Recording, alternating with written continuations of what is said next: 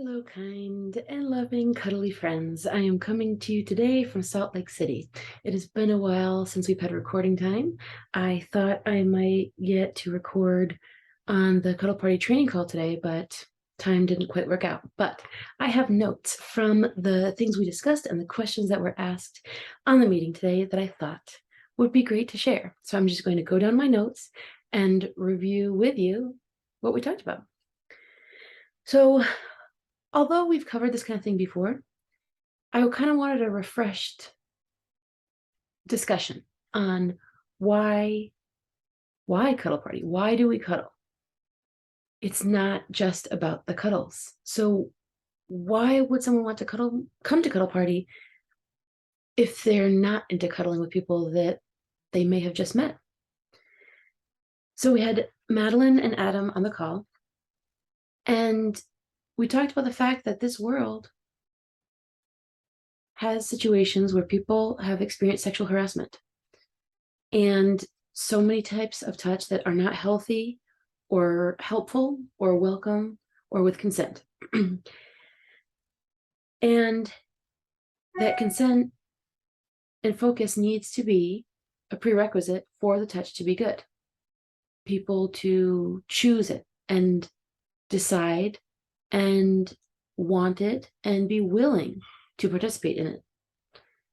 So then I was asking, what does consent mean? How can we explain consent to those who may have kind of heard it? I mean, we use this word a lot in society, but that doesn't mean we all know what it means. And a lot of Cuddle Party is consent. It's a consent workshop.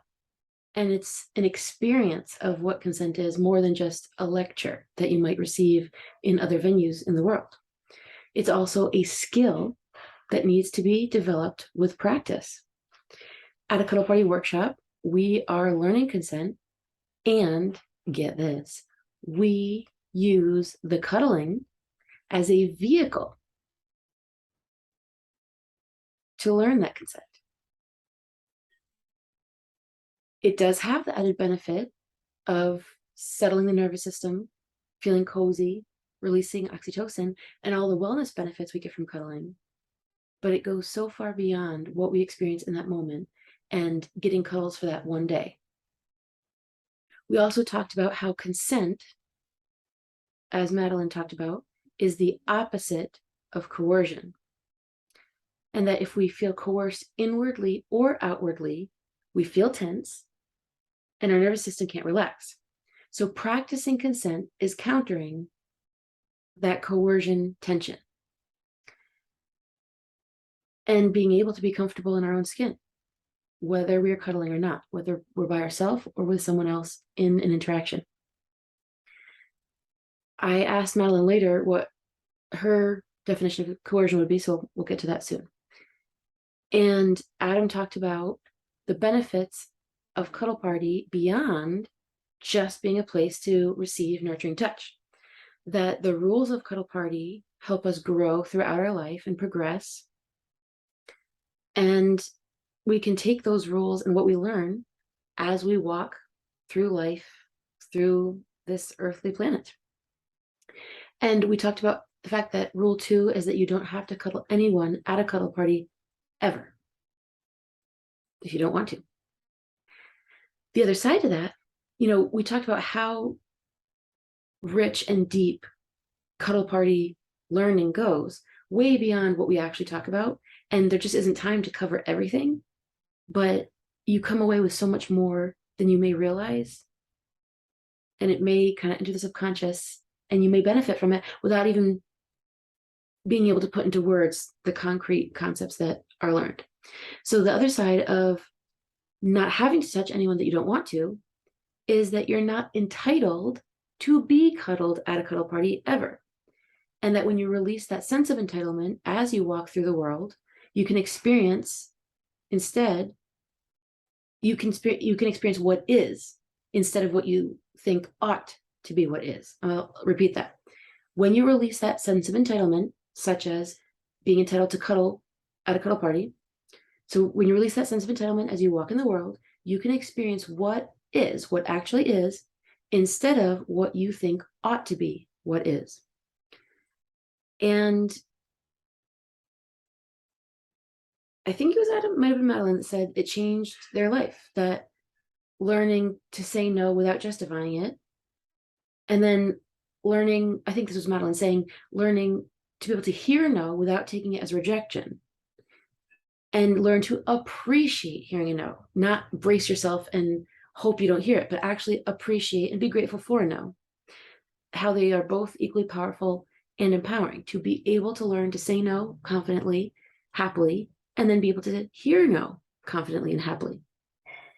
So then I said to Madeline, what would you call coercion? And then I made a note to myself how Cuddle Party is so advanced, more than we realize. And I was thinking about the movie Shrek, how it seems like it's made for kids, and there are jokes for kids, but there are also jokes for adults that kind of might go over the head of a kid, but there's as much for adults to enjoy as the kids. So it's kind of like multiple layers of things going on.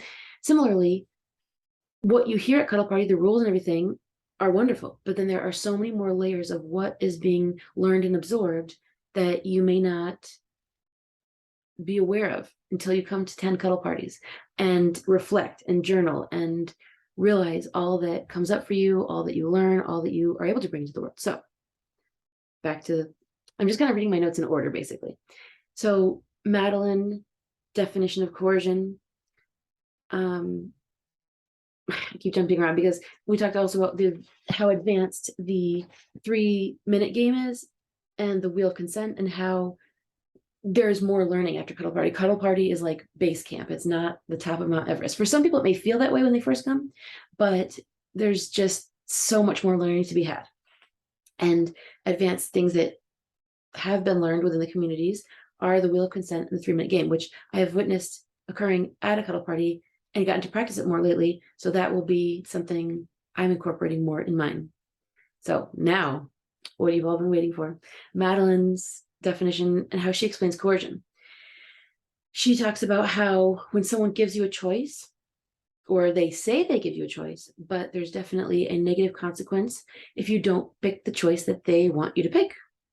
So if you don't do this, bad things will happen, whether it's external or internal, explicit or implicit. And she said implicit is the worst kind because it's hidden. So she gave an example of a boss that is saying, can you stay late to work on this project? They're not really asking, hey, how willing are you to do this? It's kind of expected.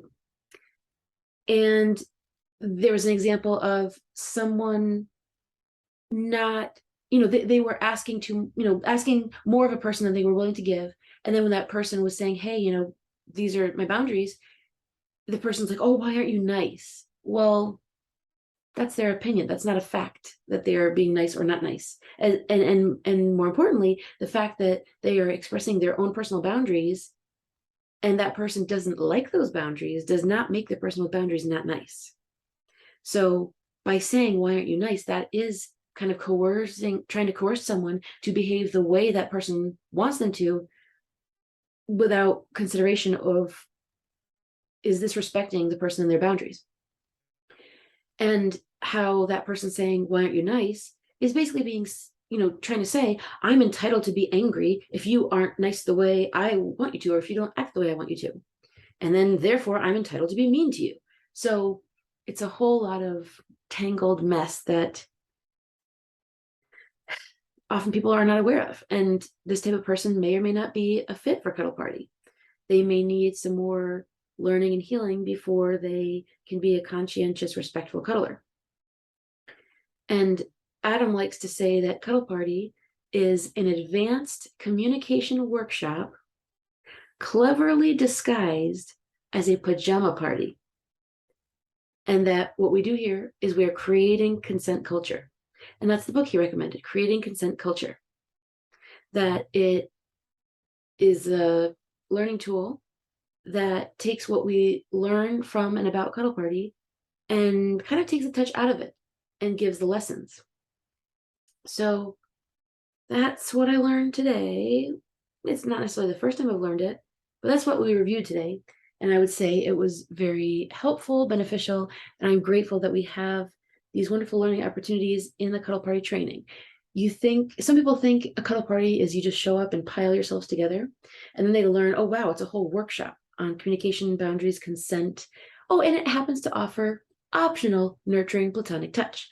But there is so much to it that we don't necessarily realize when we just hear the words cuddle party. It can sound simple, it can sound fun, it can sound like something puppies do or children do, but there is so much more to it, and there's so much more depth than you even realize the first time you hear the welcome circle and experience it. So that's a lot of the reason that people keep coming back to Cuddle Party, even if they're not coming just for the cuddles. Some people come for the cuddles, but some people come for everything: the learning, the experimenting, the laboratory, the practicing no, knowing it's a safe place where you're not going to get yelled at because you said no, or harsh words pointed in your direction, etc. So there's so much to Cuddle Party that goes way beyond what most people think of when they hear the words Cuddle Party. So if any of this resonates with you, if you can see yourself working, if you think working on communication is something that can benefit you,